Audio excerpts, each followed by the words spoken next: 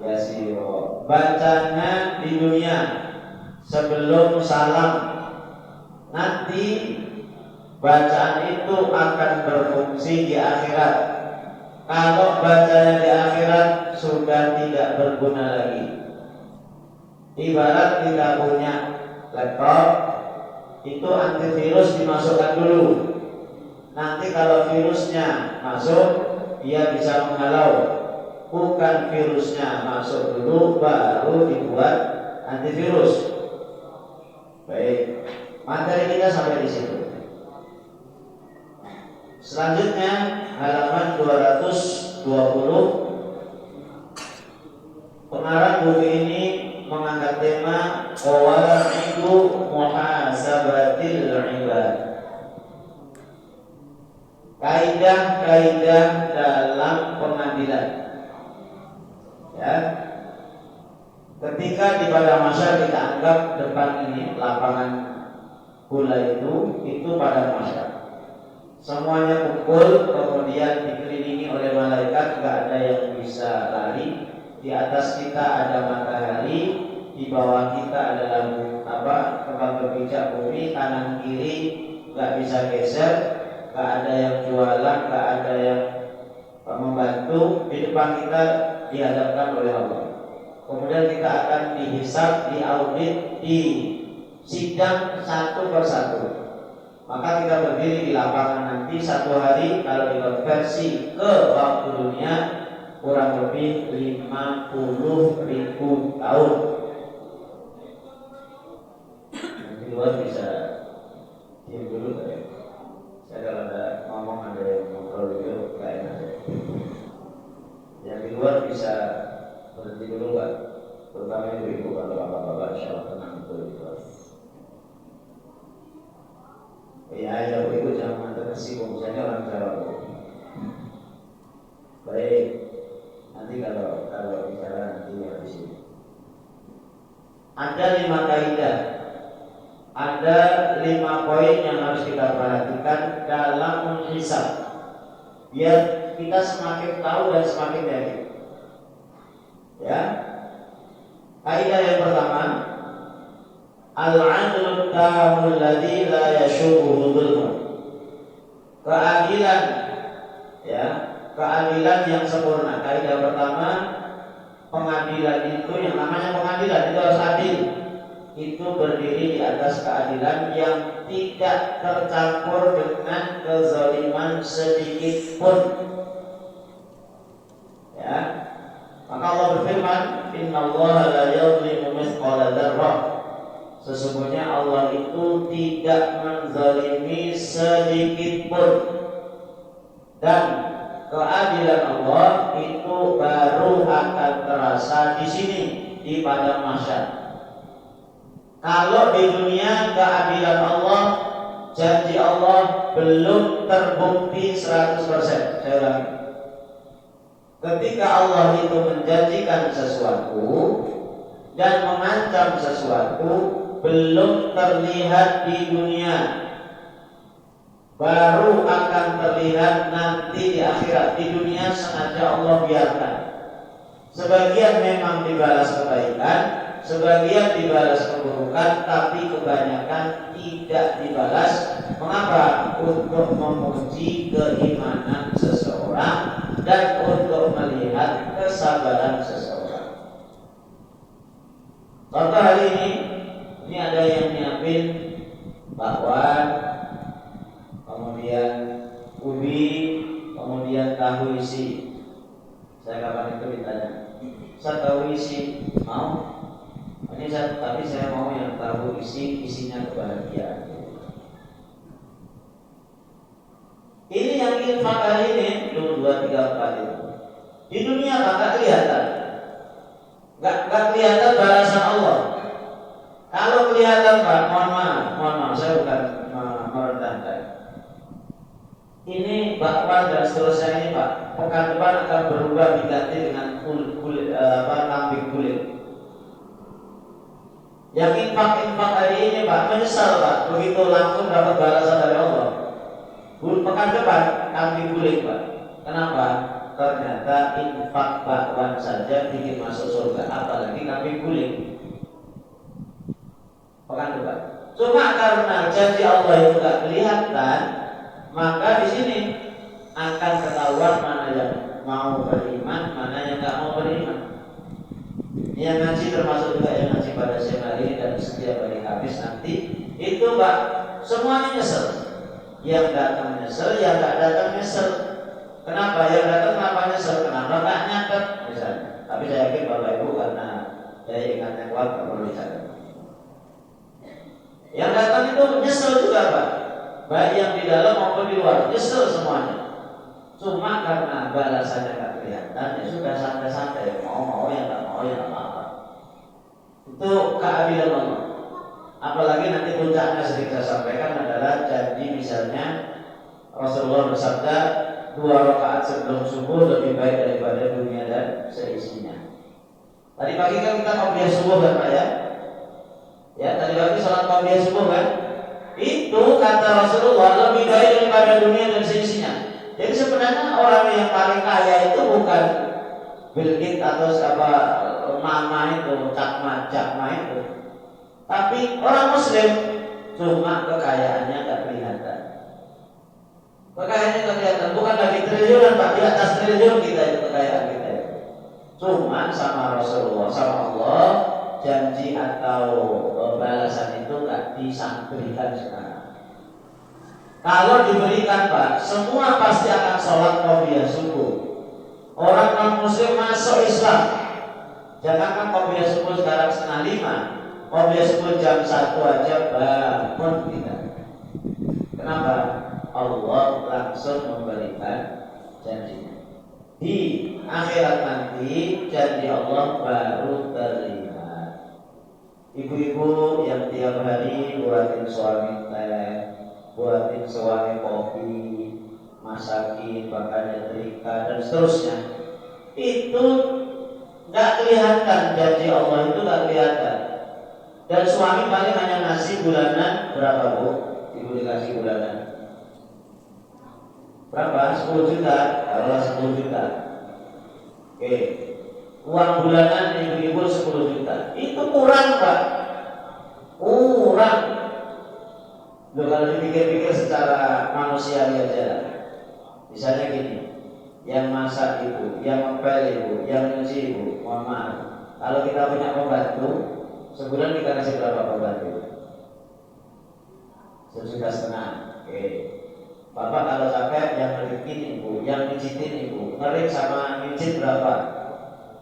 100, itu sebulan 4 kali 500, 2 juta. Baik. Mohon maaf agak turun dikit. Bapak dilayani oleh ibu, hubungan badan, ya, itu masih bisanya sepekan 2 kali, misalnya. Berarti 1 bulan kan 2 kali, 4 taruhlah 8 kali. Itu Pak, mohon maaf, kalau di luar sana, kalau Bapak jajan di luar sana, alhamdulillah, itu sekali jajan, saya punya kawan sebenarnya jajan di luar. Saya tanya berapa harganya, 500 sampai 1 juta Ustaz sekali jajan. Ya, saya ini kawan saya, beliau dosen, semua jajan 500 sampai 1 juta, taruhlah pertengahannya 700 kali 8, berapa? 7 kali 8 Hah? 5 juta. 5 juta tadi sudah 2 juta, 7 juta. Ibu yang merawat anak-anak itu berapa? Ibu yang didik anak-anak berapa? Itu bahkan cukup sebenarnya, bulanan kita itu gak cukup Pak. Tapi karena ibu itu ikhlas, yakin nanti di akhirat balasannya, ya sudah, kita kasih sekian diterima, sekian diterima. Jadi ini yang pertama.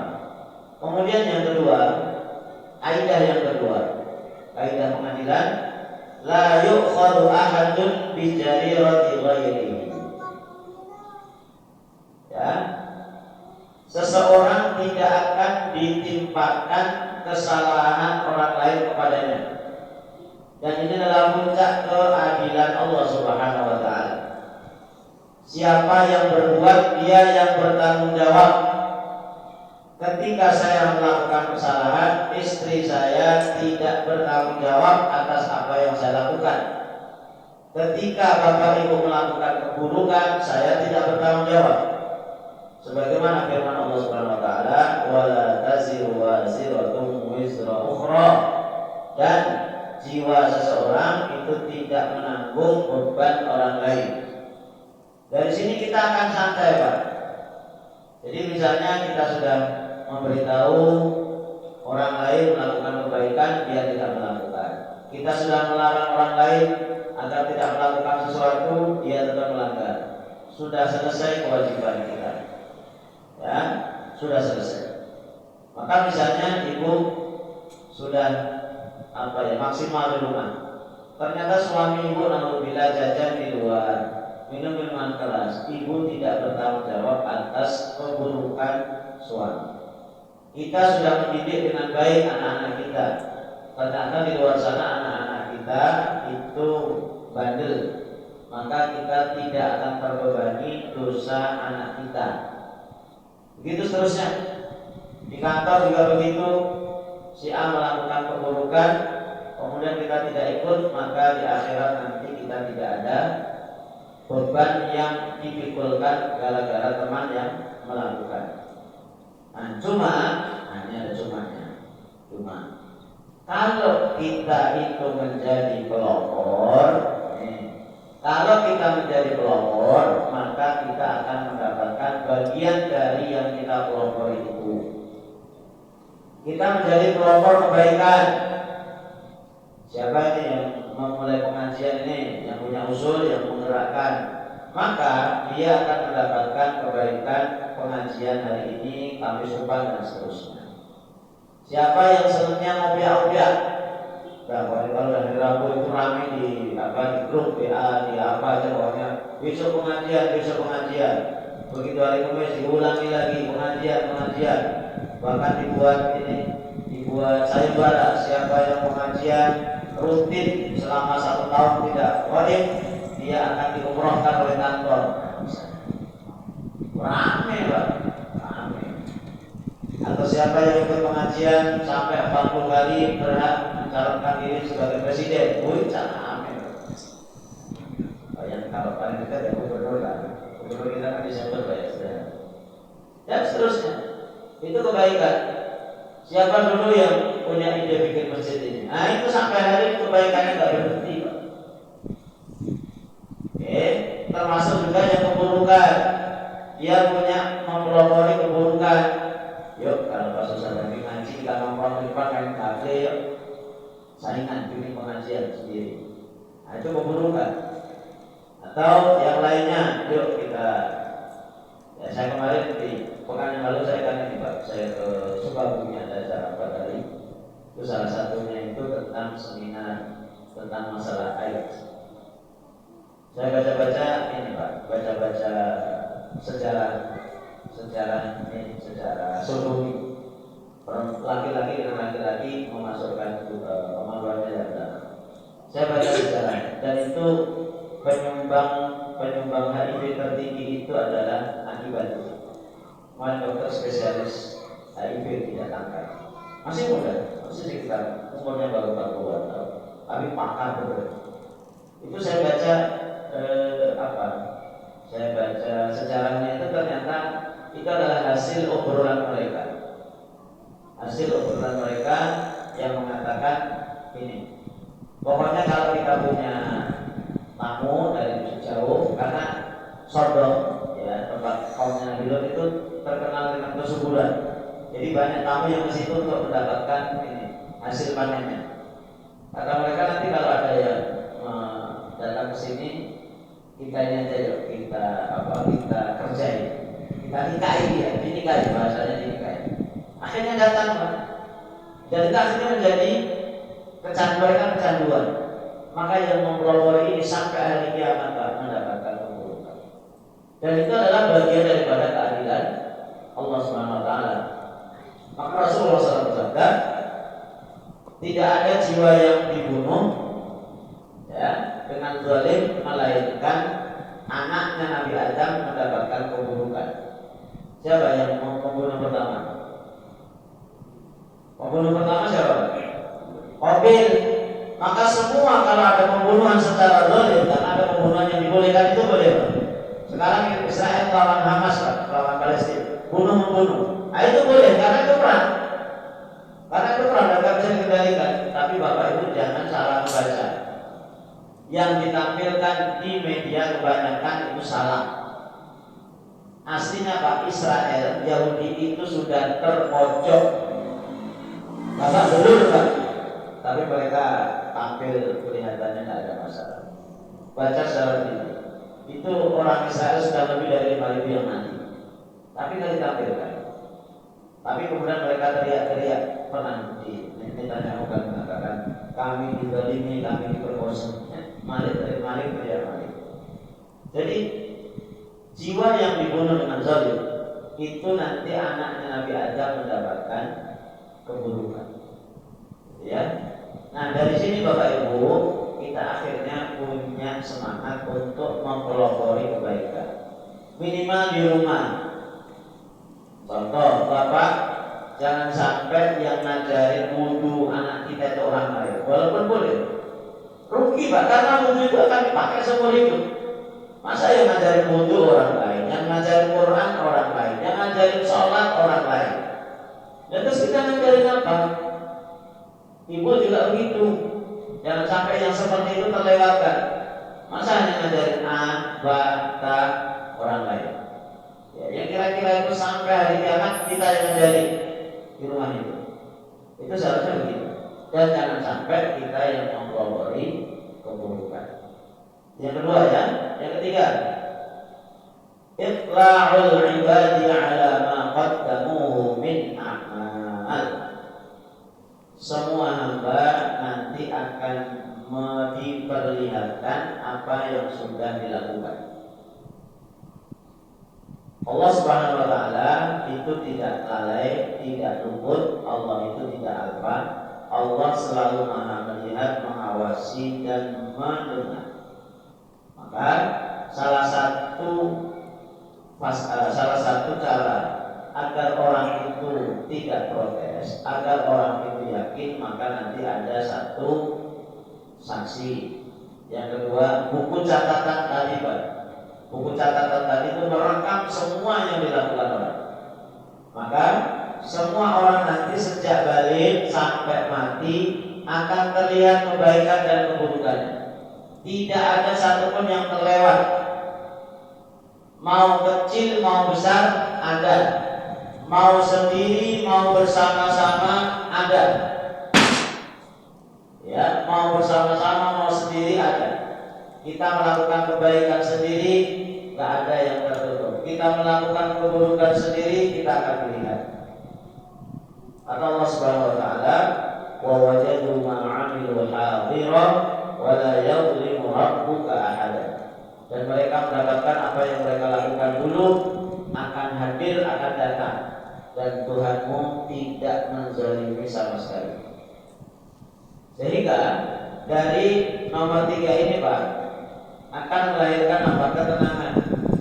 Jadi kalau kita melakukan kebaikan orang lain nggak tahu, nggak masalah. Misalnya kan tidak semua kebaikan orang lain nggak harus tahu. Sebentar lagi kan akhir tahun ini dan tahun depan ini tahun politik, itu nanti banyak orang yang tiba-tiba baik Pak. Tiba-tiba banyak senyum, tiba-tiba ke masjid. Jadi siapa nggak pernah ke masjid kok? Ada di masjid. Ternyata dia kalau ke masjid selalu pakai kaos itu. Terus nomor 10 Nabi Suyanto misalnya. Oh, nah. Selesai kampanye Pak, gak datang lagi Pak. Itu gak benar. Jadi kalau melakukan kebaikan itu orang lain tahu gak tahu di tempat mana pun gak masalah. Saya punya pengalaman. Waktu dulu saya masih senang main pingpong, badminton. Itu selesai badminton itu kami istirahat. Kemudian di samping kiri atau di samping kiri itu ada teman dewan. Itu didatangi oleh seseorang menyodorkan proposal pembangunan masjid. Kemudian lihat, ini di mana mau dibangun? Di Panjang Pak. Ya Pak. Aduh mohon maaf, saya ini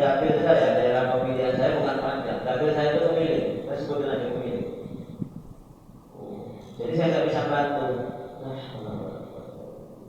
Mau bantu aja dapilnya di mana? Bapak-bapak sini yang mau nyalon dewan kan begitu. Ya. Kemudian kita kalau melakukan kebaikan nggak perlu orang lain tahu. Nah, tapi kalau melakukan keburukan, walaupun orang lain nggak tahu, Allah yang tahu. Jadi nggak ada lagi tempat bagi kita untuk melakukan keburukan ini, Allah tidak. Dan nanti akan diperlihatkan oleh Allah. Walaupun kadang-kadang dan seringnya di dunia ini orang lupa atau pura-pura lupa, maka semua kasus yang nggak selesai, kasihan dulu, kasihan orang-orang yang punya kasus nggak selesai. Maka kenapa di dunia itu ada pengadilan, itu seharusnya itu membantu mengurangi pengadilan di akhirat. Kalau di dunia nggak selesai, Pak, sayang dan kasihan. Misalnya apa? Pembunuhan. Di Indonesia ini banyak orang yang dibunuh dengan terzalimi, mulai kasus PKI misalnya, ya, kemudian kezaliman, ya, perampasan tempat. Saya baca di Rempang ini kasihan, udah berpuluh-puluh tahun bahkan beribu-ribu tahun, tiba-tiba dengan mudahnya mau digusur gitu. Ya mungkin orang banyak cara pandang yang berbeda-beda. Kemudian pembunuhan kita lihat di Lampung ya. Di Talang Sari masih ingat tahun 80-an, 90-an itu saya masih kecil. Itu tak selesai sampai hari ini, Pak. Wallahi nanti akan diperlihatkan oleh Allah siapa pelakunya, berapa yang dibunuh, siapa yang nyuruh. Semuanya akan diperlihatkan oleh Allah. Kemudian yang keempat, masih ada dua lagi.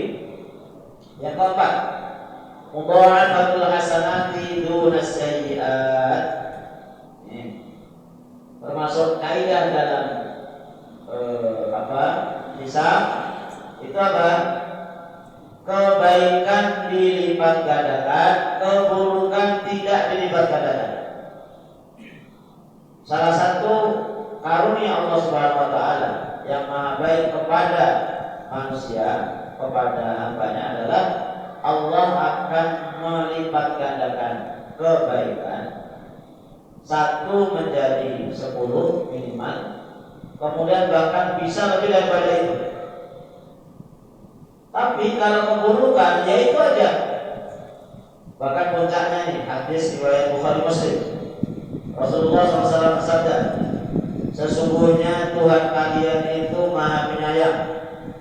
Barang siapa yang ingin melakukan satu kebaikan, sudah niat, falam ya'malah, kemudian tidak dilakukan, maka dia akan mendapatkan satu kebaikan.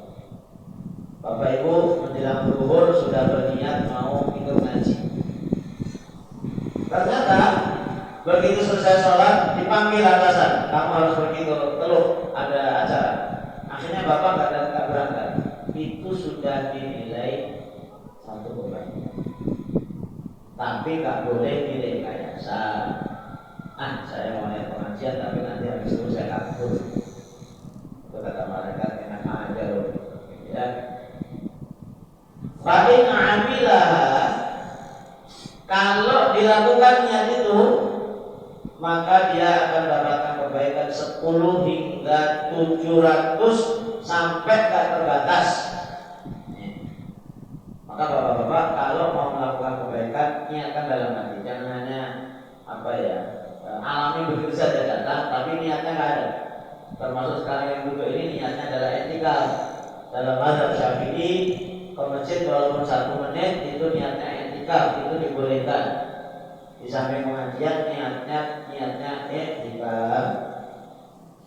Sebaliknya, maka bapak-bapak hari ini dapat niat etikal, dapat niat ngaji, dapat gorengan, masya Allah.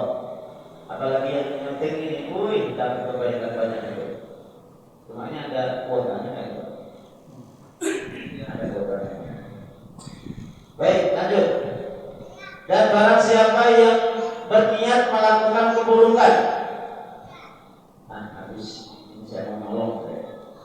Falamnya malah kemudian baru sadar hal itu buruk, maka dihitung satu kebaikan. Coba. Orang berniat buruk, kemudian setelah berniat, astagfirullah, itu nggak boleh. Ditunda Pak, nggak dilakukan, itu dapat satu kebaikan. Tapi nggak boleh Bapak Ibu merekayasa. Nah, saya mau berzina, nggak jadi. Besok saya mau berzina, nggak jadi. Jangan begitu, karena kalau banyak berpikir keburukan, nanti lambat laun akan dikuasai oleh setan. Nah, jika dia melakukan, ya, jika melakukan keburukan, maka dia baru mendapatkan satu keburukan. Ya. Kemudian yang berikutnya, hadis yang lain, hadis Muslim dari Ibnu Majah. Barang siapa yang melakukan satu kebaikan, maka dia akan mendapatkan 10 atau lebih daripada itu. Dan barang siapa yang melakukan satu keburukan, maka balasannya adalah seperti itu, atau dia akan diampuni jika minta ampun kepada Allah Subhanahu wa taala. Dan barang siapa yang melakukan keburukan seisi bumi ini Pak, isinya keburukan satu orang, kemudian bertemu kepadaku, kata Allah yang hadis qudsi, tidak menyekutukan aku sama sekali, tidak syirik, ya, maka aku akan ganti seisi bumi keburukan itu dengan ampunan. Masya Allah. Itu betapa Allah Maha Adil. Ya, Allah Maha Adil. Baik, kemudian yang kelima, kaidah yang terakhir, iqamatus syuhud, dihadirkannya para saksi. Yang namanya pengadilan, ada penuntut, ada jaksa penuntut, ada pengacara, ada saksi-saksi, ada yang hadir, Allah penghadirnya, ada pengacara, ada penuntut, dan seterusnya, mirip seperti itu. Dan ada saksi. Saksi nanti fungsinya dua, menguatkan atau menjerumuskan. Kan nanti saksi di pengadilan kan begitu, ada yang menguatkan, Pak, saya tahu Pak dia orang baik Pak, itu dia nggak melakukan itu. Atau ada yang menjerumuskan, apa Pak dia orang buruk. Di akhirat itu ada saksi-saksi yang akan membantu, ya, pengadilan Allah. Kenapa butuh saksi? Allah sebenarnya nggak butuh Pak saksi itu Pak. Allah itu Maha Adil, nggak perlu saksi pun nggak apa-apa. Cuma untuk menguatkan manusia biar tidak protes, ya, biar tidak protes. Siapa saksinya? Atau ayatnya, Innallaha kana kulli syai'in syahida. Saksi pertama tentunya Allah sendiri, ya. Allah sendiri nanti yang akan menjadi saksi. Kamu begini. Terus saksi yang berikutnya al-ardu, bumi tempat berpijak ini menjadi saksi. Rumah Bapak berarti menjadi saksi. Bapak melakukan kebaikan, melakukan keburukan. Masjid kita sholat menjadi saksi. Termasuk duduk Bapak sekarang ini duduk, itu saksi Pak.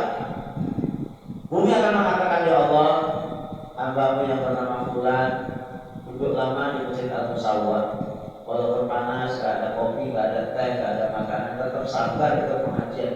Lebih-lebih ibunya yang gak dapat bagian apa-apa, mereka lebih sabar ya Allah. Itu bumi akan menjadi saksi.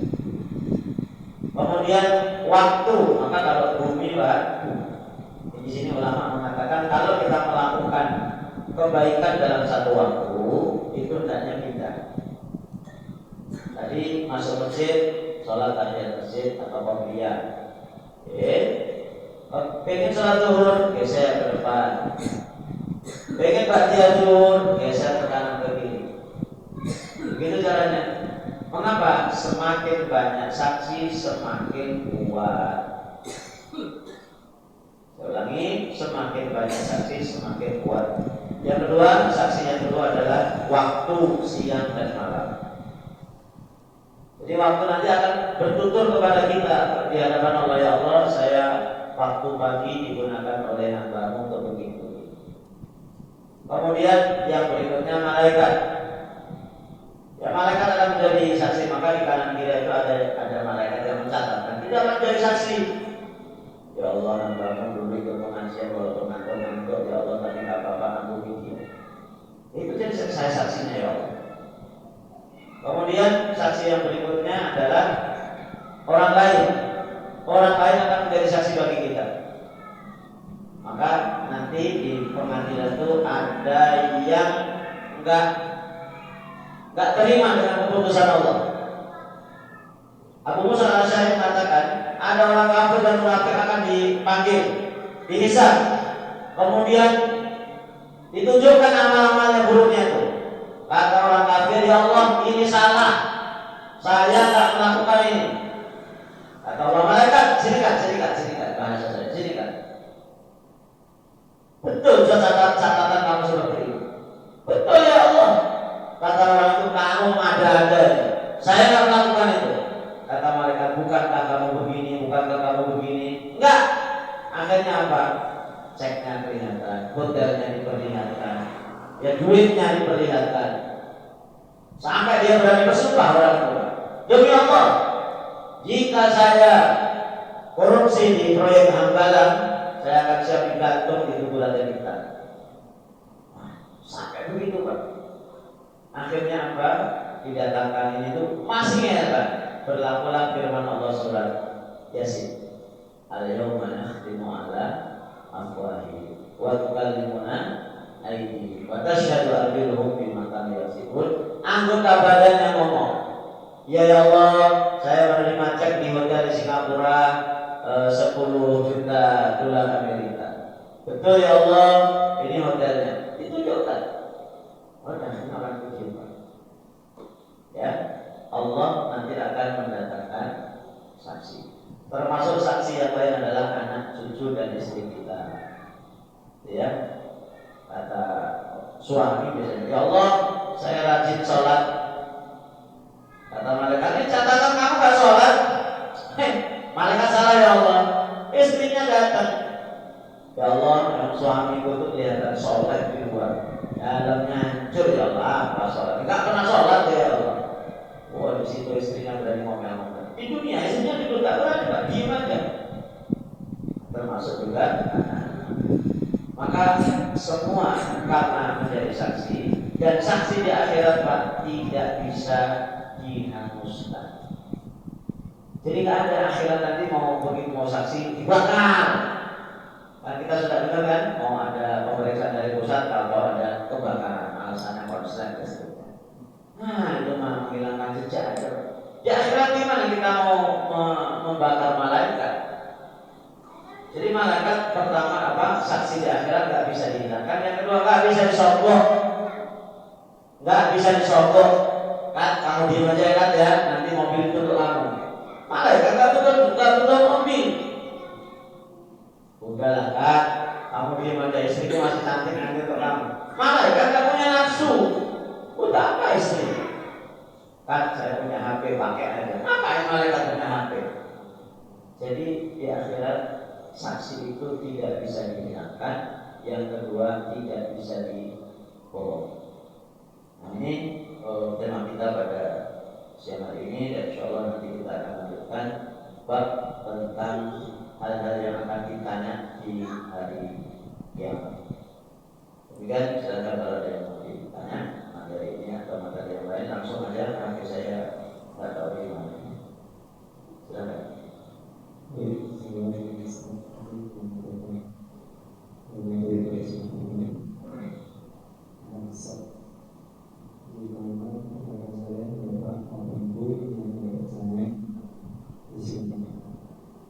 Kalau mau tanya lewat HP video Pak Ali aja, video atau video nanti dibaca saya. Saya lupa dari mana. Ibu silakan boleh lewat kertas pakai surat cerita langsung atau pakai peta.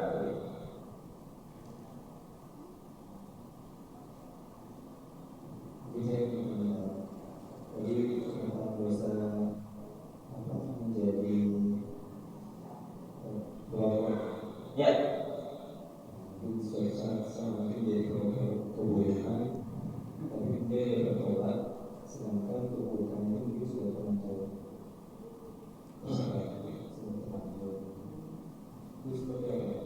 Baik, jika seseorang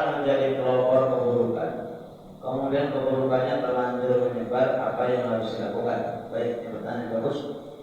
Yang pertama, gini Pak, kalau kita melakukan kebaikan